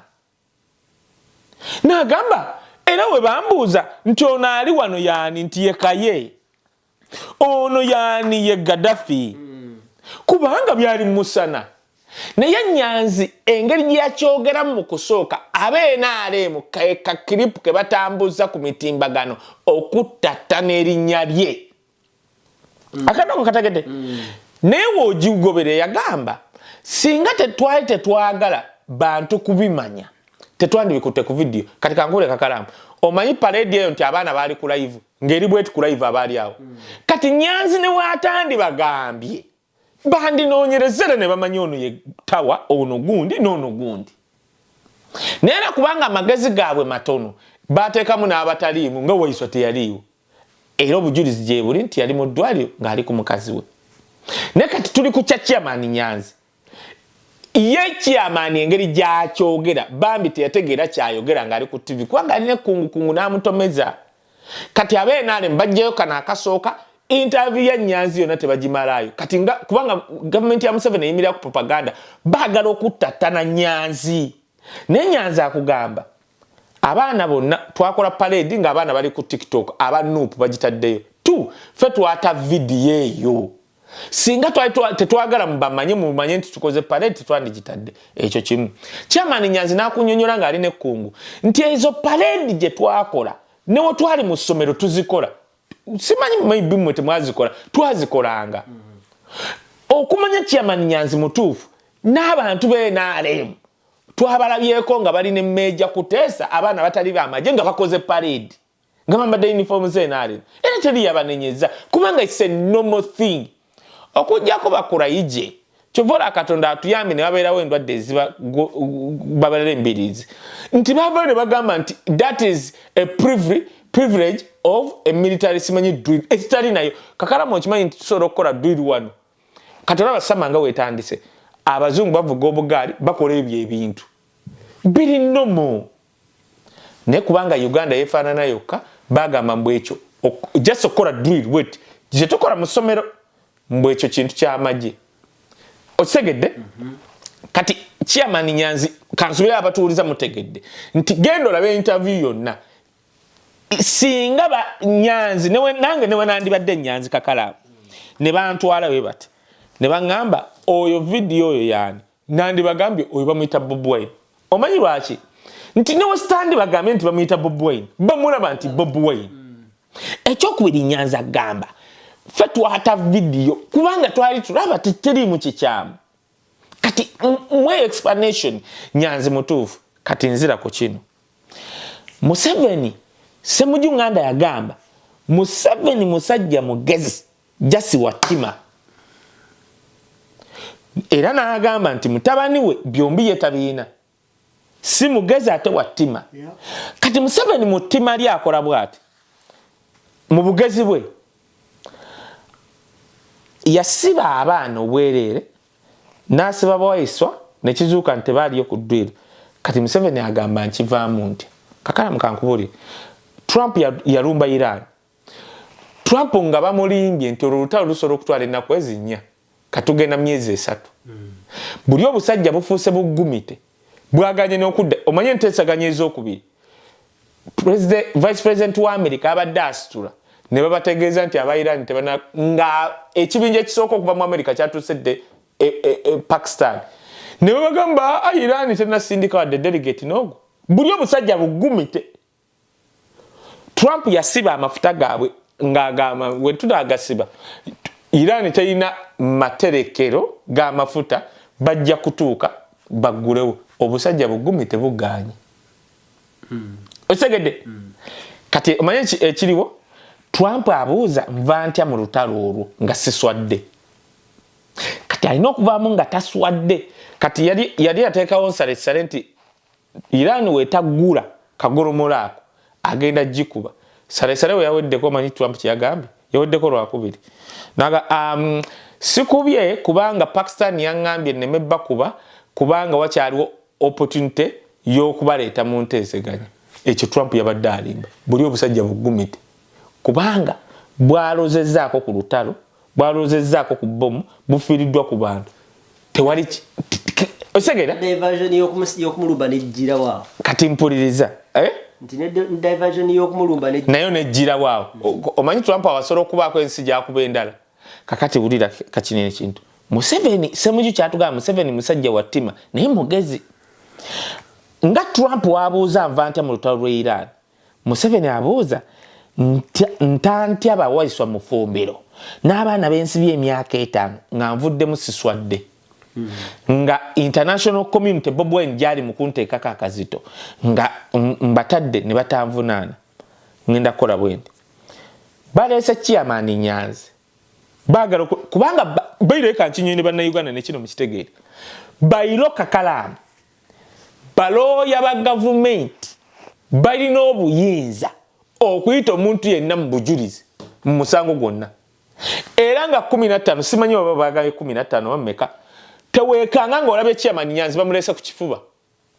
eteeka prosecutor wa government musoro kwa mutudde mu court bwe muti naye mukana agamba owekitiibwa omulamuzi nsaba okuyita omujulizi kakalamu ng'otudde butuuze awo mu kooti nga toli naye tobiriimu ne babuuza how era bakuleeta kifuba ne bakutuuza wali n'atandika okukwoca ebibuuzo nkiddamu mu kiwulire Nyanzi okumuyita gavumenti ya Museveni ngezi eyagala okuleetawo diversion muve ku bintu ebikulu bino bye bamenya abantu amaduuka bye battira abantu bye bakola ki baleete Nyanzi era Nyanzi banamuyita kakalamu kati kankubulire Nyanzi ne bukeera enkya ne bamuyita n'atajja bagenda mukwata kubanga bamukakajje mu kooti tebamukwata musiba bamukwata ne bamuleeta ne bamutuuza kifuba omwanyi kye bagenderera baagala ku divertinga kati balaba guno omusango gw'okerokero Museveni kale ayina kyalaga bagenda kuleeta ekya Nyanzi kikola amawulire tuwoggane okumala emyezi egyo 3 nga tuli ku kya Nyanzi amaze okulayira katuli ku Nyanzi ayagala kuba jukira Nyanzi aliko kino muganda Bob Wine bagenda mutuuza wali batandike gwa kulembera drille eno soko tunyonyere bani abali nga fena tulaba jukira ayina okwogera amanyaawo tosobola gamba sibamanyi ajja kwogera ya amanya gajjukira bayiro mwe mutegeera abavuma Nyanzi prosecutor wa government asorokera naayita ne kabaka mu kooti bayiro gwokimanyi nti no Mabirizi yali ayise kabaka mu kooti Mabirizi yateeka petition ng'ayise kati mwe muve etteeka lireeta omuntu awo omuntu yeka goba examine goba gireteekero yali aba president wa ggwanga kati Nyanzi bajja muleeta kuba baagala diversion era Nyanzi waanajja nga bamulese kifuba batandike tunnyonnyolera ine esooka be baani nga bakigenderwa kyabwe tebaagala bakola jukira babakwata dda abasinga of course Nyanzi ayogereyo nga basatu bamanyi ate mulayini eno ngomanyi Museveni kyagenda ne government tubeere ku myezi egi nga twogera ku ekyo kale Nyanzi musajja mubi walabe yatuddawo n'ayogera omwana yayogedde ku ono tuwogane ku ekyo ku myezi egyo eri Museveni alayidde okawulira akantu ako eri biyita Museveni kyayagala Museveni ne kyayagala tukyawe Nyanzi teri atamanyi nti Nyanzi bamubba bubbi akalulu bamubbako diala form kubanga Nyanzi naye yaloba mu ekyo ekiseera ne bazitwala nga tayinaawo na photocopy era MP kati aliyo we movement yalya akimanya abantu tebamulonda kati naye tukola tutyo okwawula family ya Bob Wine jukira bali ate bagana Bob Wine abalabala ganga batali mu byabufuzi ono Nyanzi tumukola tutya abantu bamuchayi batandika an opportunity kuba family ya Bob Wine Museveni ayagala gikozesa okawulidako Bannayuganda njagala mutegeere amateeka gayino obuyinza obuyita Nyanzi gayino obuyinza n'obuyita omuntu actually mwekamba buwulire wemba temukimanyi abawolereza ba government basorokera enkya ne bayita Joel Ssenyonyi ng'obujulizi bajja muyita era ekyo kati bajja kera enkya bagambe tuyita Lubongoya ng'omujulizi mu musango guno bayite bakole diversion ebeeraawo tuwolwane tuyombe tukole bitya bakole ebyobusiru byabwe mwenga abawagira enkyukakyuka mwina kwetegeka nti Museveni buli kimu yeefungula dda omukadde anaatera okufa baneetaswala ne wakwana ayagala kuzina naawe mu kidaala tomukisingira mu bitooke abasajja bakaddiye tebakyaswala buli kimu bakikoze kulaba bakera ne bateme ne baleeta etteeka nga lisobola okusuula ennyumba z'abantu era bazisudde ye bayirawo omanyi lwaki bazisudde bazimbye ebizimbe mu Uganda yonna tebirimu babipangisa bazimbe ennyumba z'abapangisa baagala kukola nga Bulaaya nga bakikoze nti be bali mu real estate muyina kupangisa ku bo simple that kati ekya Nyanzi 1 yakinyonyola bulungi nnyo nti eyo video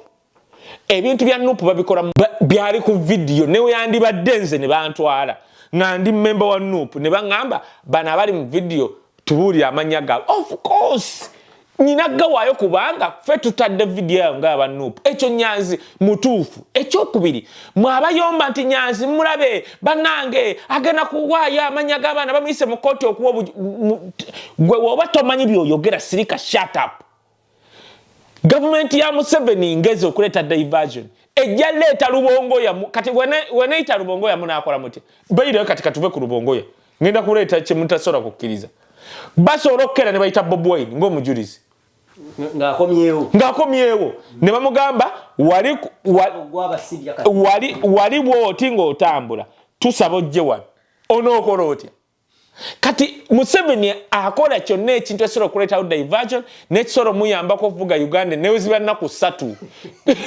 Bw'alabanga okuyita Bobi Wine kijja muleetera okuvuga Uganda ennaku 3 Museveni ajja kikola. Kati ekyo kireme balumya mitwe mubaleke bakole gasiya waabwe bayite yenna gwe baagala ajje wali mu kaguli bamubuuza ono omumanyi nti ye yaani ye gundi kubanga actually bamumanyi bo baagala kuleeta njawukana mu bakulembeze. Jolaba mulaba omusajja mwamulabye yayogedde erinnya lya gundi nga tatidde omukadde naye sasabaga asibya ati omwana asibya kati oba musiru bali bamumanyi omwana wo bamuyina ekifaananyi bayina n'amannya ge mwekamba buulire gundi yavaayo n'omusajja yali omusiraamu gwe baasiba ne Olivia Lutaaya Sanya n'agamba bw'ati of course ffe twali tukimanyi nti we baabasiba bwe mulaba abalamuzi abo nga babavunaanira mu military court mu court martial nti Sanya yatugamba we babatwala babambaza uniform z'amagye n'obukofiira bw'amagye ne babakuba ebifaananyi era we babatwala mu court martial omulamuzi n'alaba ekifaananyi abavunaana kuba na byambalo by'amagye si bya Nuupu kubanga babakuba ebifaananyi gwe gy'otaali gwayomba. Okitegedde eyo gy'otooli babakubye ebifaananyi. Kakati njagala tubeemu amagezi bano abasajja bagenda kukola ebyobusiru naye tubasiriikirire. Baagala kuyisaawo mateeka gaabwe baleese etteeka nga tokyasobola kusindika ssente Uganda baleese etteeka erimenya amayumba kubanga baagala mupangisa apartment zaabwe teziriimu bantu n'ebirala muteeke amaanyi awo. Nyanzi ne banamuleeta mu kkooti n'ayogera erinnya ly'omu bayirawe no kati kankubuulire okimanyi basobola okuleeta Nyanzi mu kkooti ne bategekayo abakadde ng'aba abagenda okwesansabaga. Nyanzi ne bamubuuza oyo yaani n'ayogera erinnya kumbe baategeseeyo dde omukadde ne baleeta zonna TV olala bannanga Nyanzi muli babi omwana wange amuwaddeyo Nyanzi.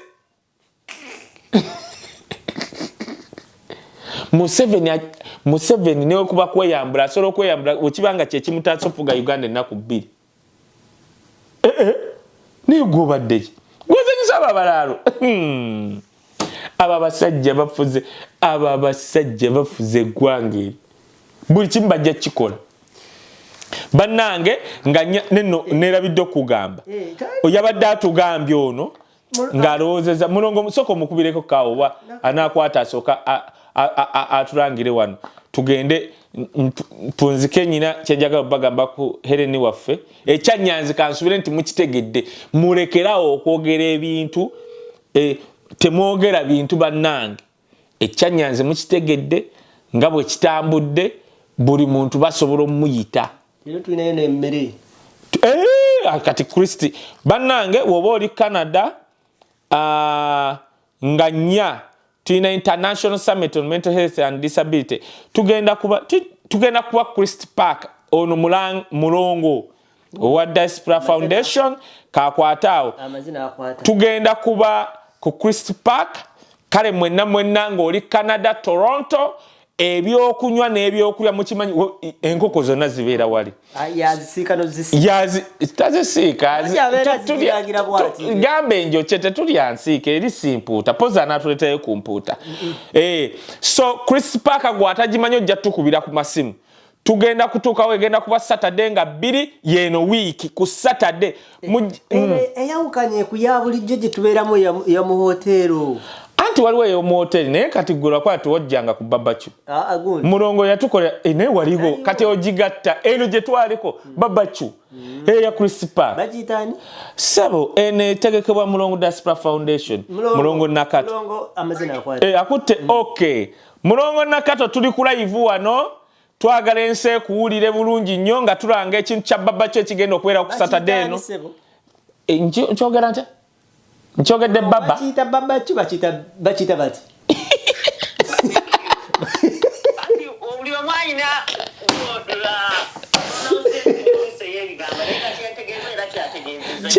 ekituufu kiri kyekyo badde kyekituufu obadde ekituufu barbecue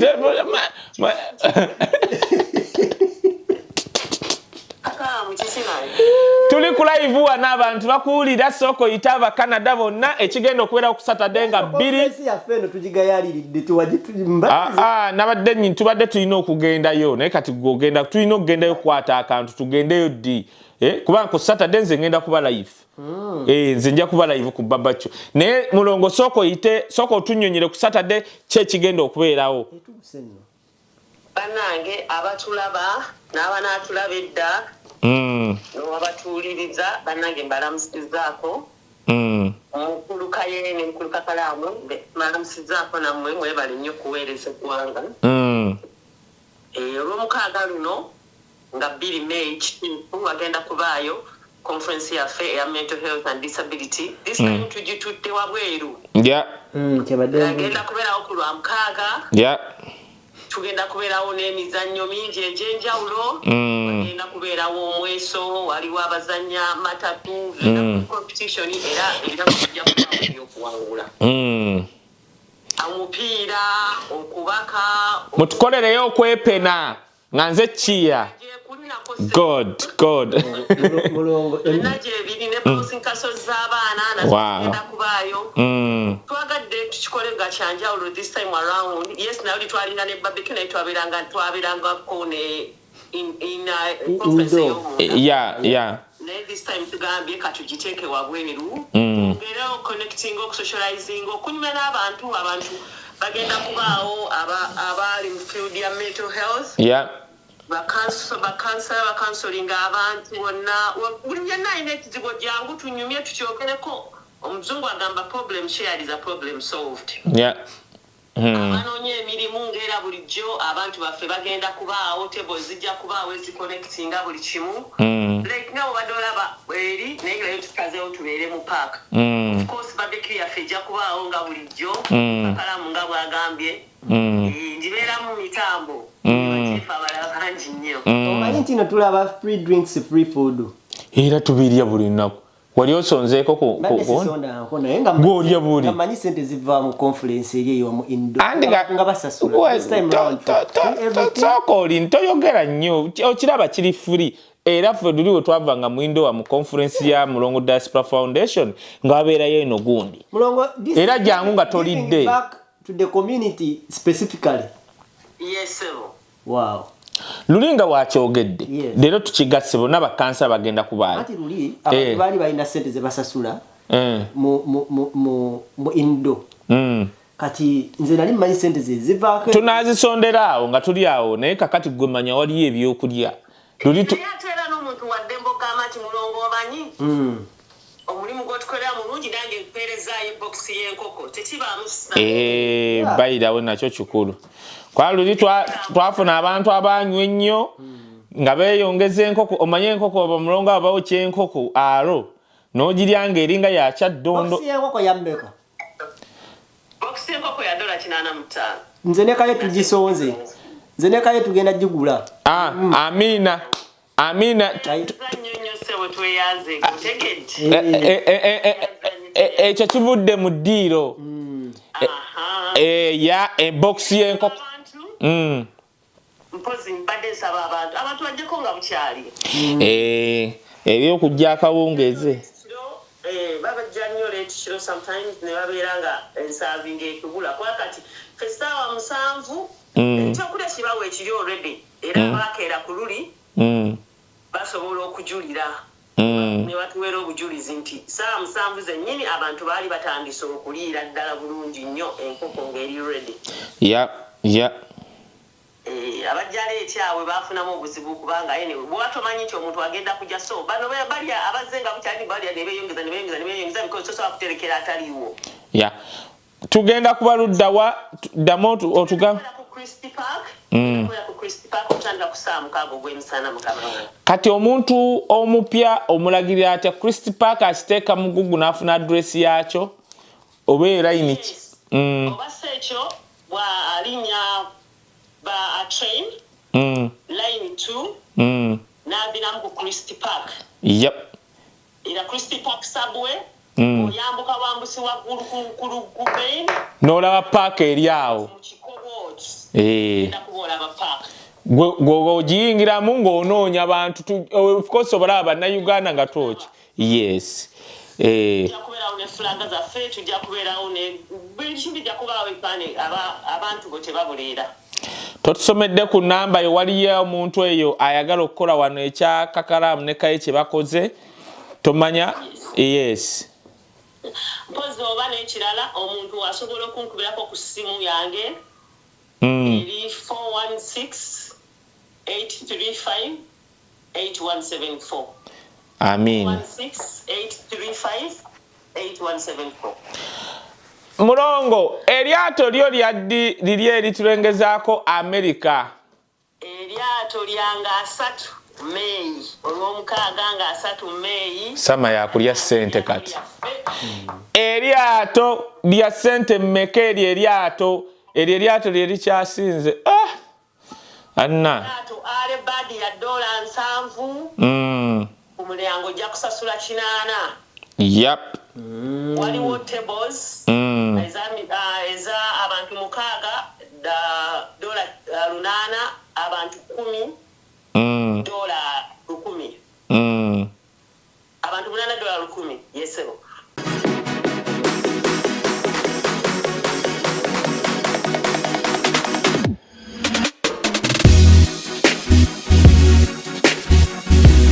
The Answer Channel, a solution to every situation.